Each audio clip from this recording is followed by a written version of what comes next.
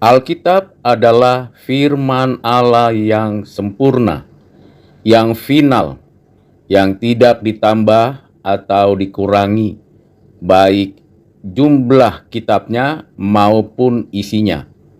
Alkitab sudah dikanon, diterima sebagai sumber pengajaran, sumber liturgi, sumber pelayanan dan kehidupan orang Kristen.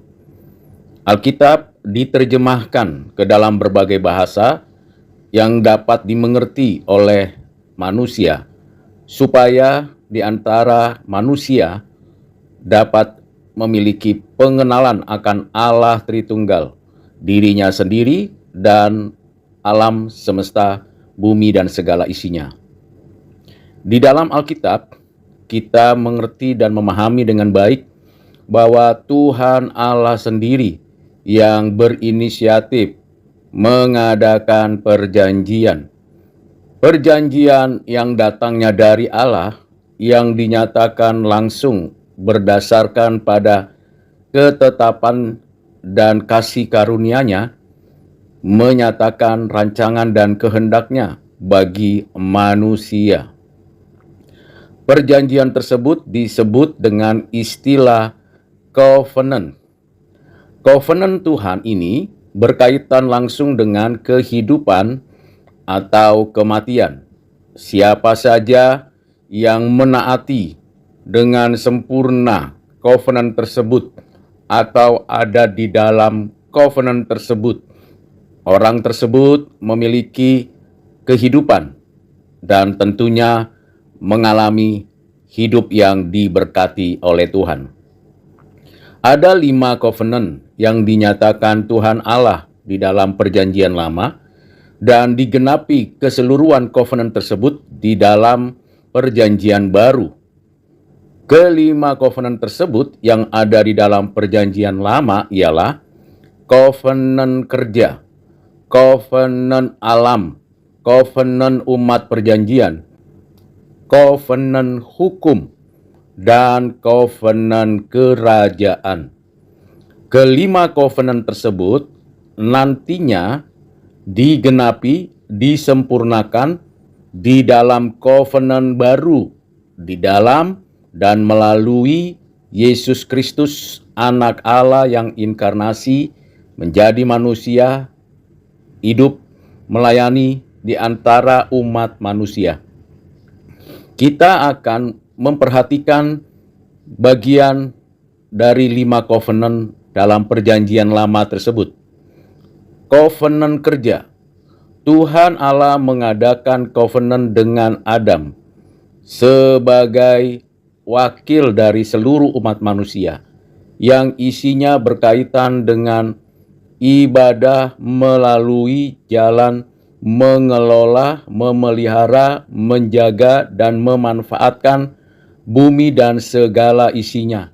Melalui cara dan jalan itu, setiap orang dituntun, dibimbing, diarahkan untuk berkarya dan bekerja keras.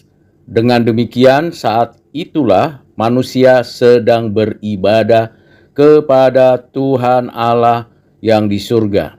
Bekerja adalah ibadah, dan ibadah di dalam setiap aktivitas sehari-hari bagi kemuliaan Allah sendiri. Dalam covenant kerja ini ada ketentuan yang dikaruniakan Tuhan. Siapa yang taat dan mengikuti ketentuan ini mengalami hidup, dan siapa yang tidak taat berada di dalam kondisi keadaan mati. Apa itu tuntunan dan arahan dari Tuhan? Setiap orang bebas makan buah pohon yang ada di Taman Eden. Setiap orang bebas menikmati segala sesuatu yang Tuhan karuniakan, tetapi tidak boleh memakan buah pohon pengetahuan yang baik dan yang jahat. Apabila ada yang memakannya, maka orang tersebut akan mengalami kematian. Kematian artinya terpisah hubungannya dengan Tuhan Allah.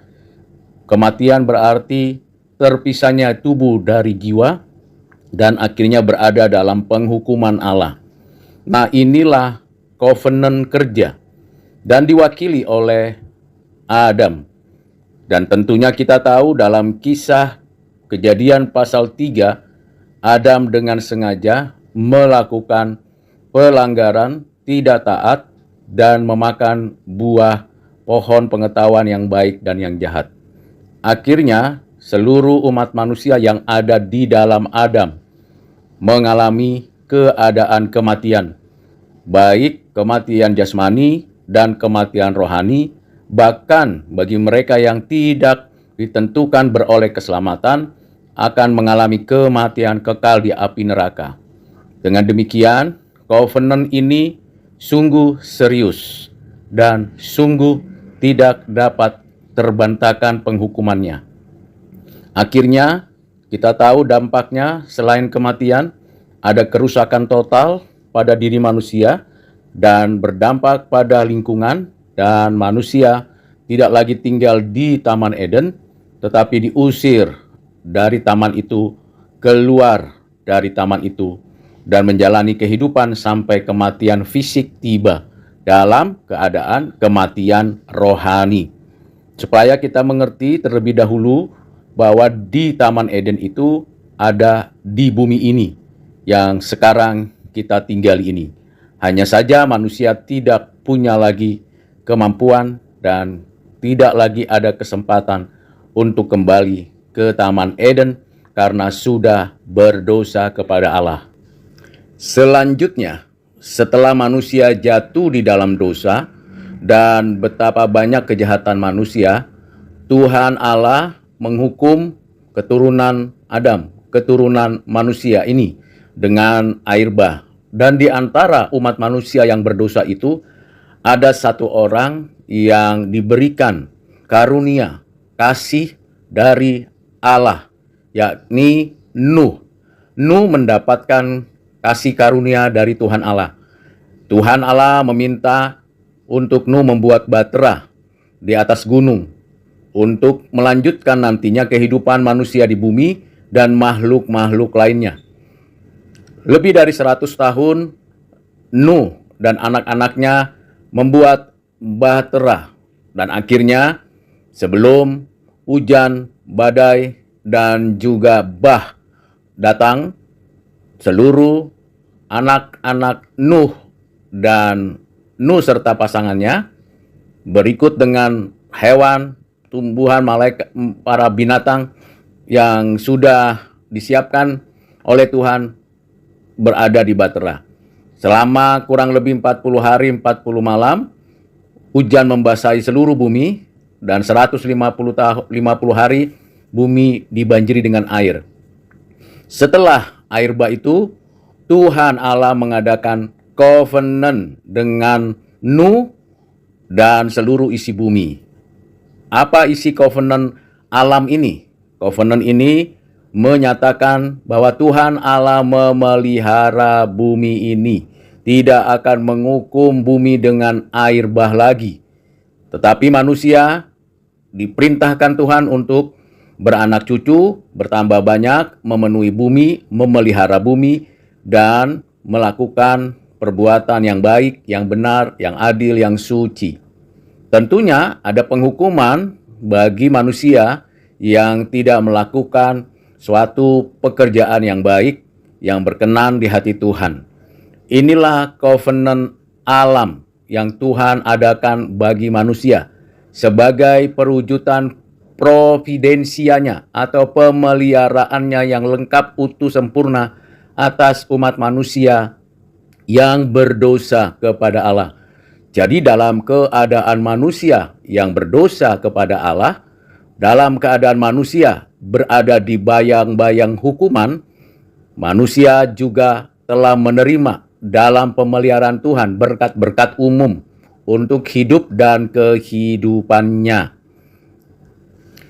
Selanjutnya, setelah manusia itu semakin bertambah banyak melalui jalan cara yang Tuhan tentukan, pernikahan, beranak cucu, bertambah banyak, tetapi keturunan Nuh, Sem, Ham, dan Yafet ada yang melakukan tindakan yang tidak diperkenan Tuhan, khususnya keturunan Ham yang membuat menara di tanah Sinear, namanya Menara Babel, yang diprakarsai oleh Nimrod. Wilayah kekuasaannya daerah Sinear dari keturunan Ham, mau meninggikan dirinya di hadapan Tuhan, membuat menara dan mau melakukan hal-hal yang tidak diperkenan Tuhan, seperti tidak mau berada di tempat-tempat lain di atas bumi ini. Padahal perintah Tuhan ialah beranak cucu, bertambah banyak dan penuhi bumi. Tetapi Nimrod dan keturunan serta orang-orang Sinear tidak mau melakukannya. Di sanalah Tuhan mengacau balaukan bahasa mereka, sehingga mereka tidak lagi sempurna membuat menara, dan tercerai-berailah mereka ke seluruh bumi. Demikian cara Tuhan melakukan tindakan penghukuman atas orang-orang yang melawan Tuhan dalam kehidupan manusia di bumi ini.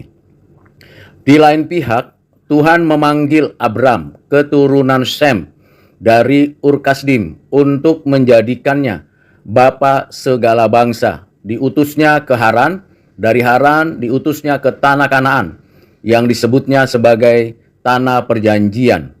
Tuhan Allah mengadakan covenant dengan Abraham. Namanya diganti menjadi Abraham. Dan dia diminta Tuhan untuk menyatakan kehendak yang benar dari Tuhan, bahwa Tuhan sendiri akan memberikan keturunan dan tanah untuk keturunan Abraham yang banyak seperti bintang di langit dan pasir di lautan. Covenant yang Tuhan adakan ini adalah covenant umat perjanjian melalui keturunan Abraham, dan melalui tanah perjanjian segala bangsa akan diberkati. Kalau tidak mau menikmati dan menerima berkat Tuhan itu, maka tiap-tiap orang atau bangsa yang memberontak akan dihukum oleh Tuhan. Covenant umat perjanjian ini ada tandanya, yaitu sunat, sebagai tanda perjanjian bahwa setiap orang dari keturunan secara fisik dari Abraham dan Ishak dan Yakub wajib harus disunat. Jika tidak disunat, akan menerima penghukuman kematian. Sunat menjadi penting seperti sakramen dalam perjanjian baru, dengan padanannya dibaptis di dalam nama Bapa, Anak, Roh Kudus. Covenant umat perjanjian ini menjadi covenant penting sebagai awal dari sejarah penebusan yang Tuhan sediakan di dalam sejarah umat manusia bagi umat pilihan yang dimulai dari Abraham, Ishak, Yakub, Israel, dan keturunannya, dan berkelanjutan ke seluruh dunia. Sehingga covenant ini penting untuk dipelajari, dimengerti dengan baik, dan berlangsung sampai selamanya sebagai bagian dari cara Tuhan untuk membawa orang pilihannya dari segala bangsa untuk kembali kepadanya. Selanjutnya, setelah orang-orang Israel, bangsa ini menjadi besar dan selama 430 tahun berada di Mesir, lebih dari 400 tahun diperbudak, dan akhirnya Tuhan mengutus Musa dari keturunan Lewi, seorang nabi yang memimpin orang Israel, bangsa ini keluar dari perbudakan di Mesir. Dalam perjalanan di padang gurun, sebelum mereka memulai perjalanan yang begitu lama dan jauh, bangsa Israel ini menerima covenant hukum Taurat. Covenant hukum Taurat dikaruniakan Tuhan Allah melalui Musa di atas Gunung Sinai. Covenant hukum ini juga disebut sebagai covenant Gunung Sinai antara Tuhan dan umatnya, sebagai tuntunan, arahan, bimbingan bagi umat perjanjian untuk menjalani kehidupan yang benar, yang adil, yang suci, yang baik, seturut dengan kehendak Tuhan Allah.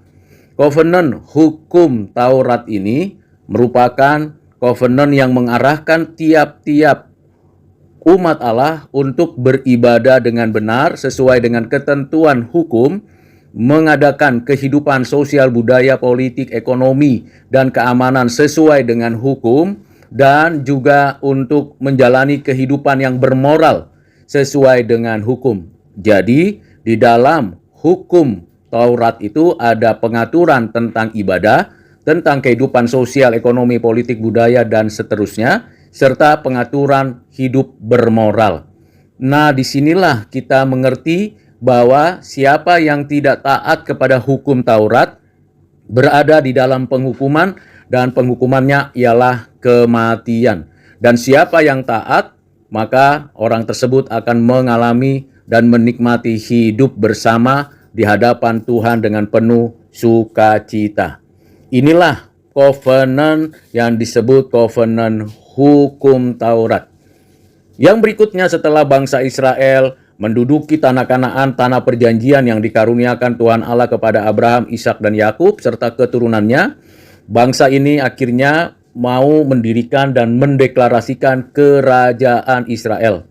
Di dalam memulai sebuah kerajaan tentunya ada persiapan dan perlu ada perlengkapan yang dibutuhkan, baik kota kerajaan, juga tempat ibadah di bait Allah, maupun ketentuan sistem pemerintahan di dalam kerajaan Israel yang berbentuk sistem pemerintahan teokrasi. Ada raja yang menegakkan keadilan dan kesejahteraan, ada imam yang memimpin ibadah di bait Allah dan di tempat-tempat yang ada di tanah Kanaan, dan ada nabi yang diutus untuk menyampaikan firman dan pengajaran.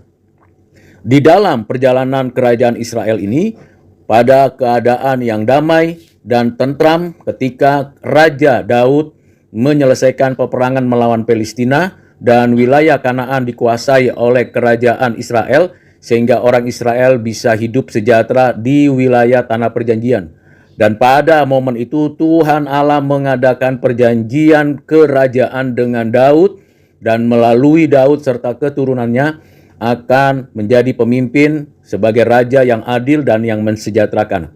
Covenant kerajaan ini berkaitan dengan sistem pemerintahan teokrasi yang ditegakkan Tuhan Allah. Tetapi kita bisa menyaksikan bahwa seluruh covenant yang sudah dijelaskan, baik itu covenant kerja, covenant alam, covenant hukum, covenant umat perjanjian, covenant kerajaan, seluruh covenant itu ternyata manusia, orang Israel maupun orang-orang yang berada di dalam hubungannya dengan Israel tidak mampu untuk menyelesaikan atau mengerjakan covenant itu. Setiap orang gagal melakukan dengan sempurna, baik itu nabi, imam maupun raja, umat Israel maupun orang-orang yang berada di dalam kerajaan Israel, di dalam bangsa Israel atau orang-orang di sekitarnya. Tuhan Allah mengutus nabinya menjelaskan dan mengajarkan bahwa nantinya ada covenant baru melalui Sang Mesias yang akan hadir di dalam membebaskan manusia untuk setiap covenant itu digenapi dan dilaksanakan dengan sempurna oleh Mesias yang diurapi. Mesias yang diurapi ini menyatakan kegenapan, kesempurnaan seluruh covenant pada dirinya. Dan akhirnya kita tahu setelah masa 400 tahun, masa tidak diutus lagi nabi, tidak ada lagi kerajaan Israel, hanya ada Alkitab Perjanjian Lama. Setelah itu, maka Tuhan mengutus anaknya yang tunggal, Tuhan Yesus Kristus, inkarnasi, dan dialah yang menggenapi, menyempurnakan seluruh covenant di dalamnya, melaluinya. Inilah yang disebut covenant baru pada dirinya. Covenant yang memberi hidup dan kehidupan. Barang siapa yang percaya kepadanya mengalami hidup yang baru, hidup yang kekal, mengalami kegenapan semua covenant. Tetapi barang siapa yang tidak percaya kepadanya berada di dalam penghukuman dan kematian yang kekal.